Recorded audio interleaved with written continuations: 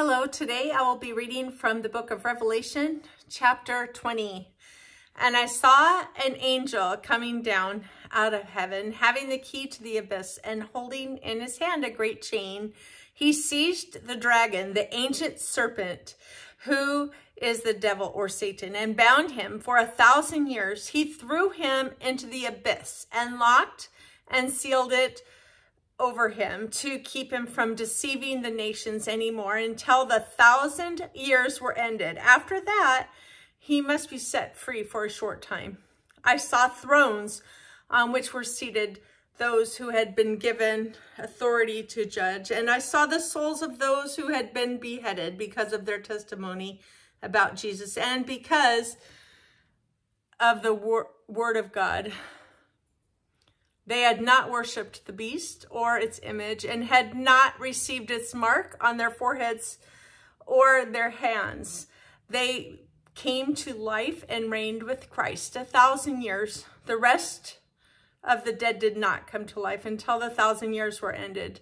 This is the first resurrection. Blessed and holy are those who share in the first resurrection. The second death has no power over them, but they will be priests of God and of Christ and will reign with him for 1,000 years. When the 1,000 years are over, Satan will be released from the prison and will go out to deceive the nations in the four corners of the earth, Gog and Magog, and to gather them for battle. In number, they are like the sand on the seashore.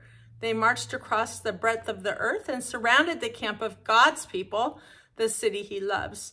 But fire came down from heaven and devoured them, and the devil who deceived them was thrown into the lake of burning sulfur, where the beast of the false prophet had been thrown. They will be tormented day and night forever and ever. Then I saw a great white throne and him who was seated on it. The earth and the heavens fled from his presence, and there was no place for them.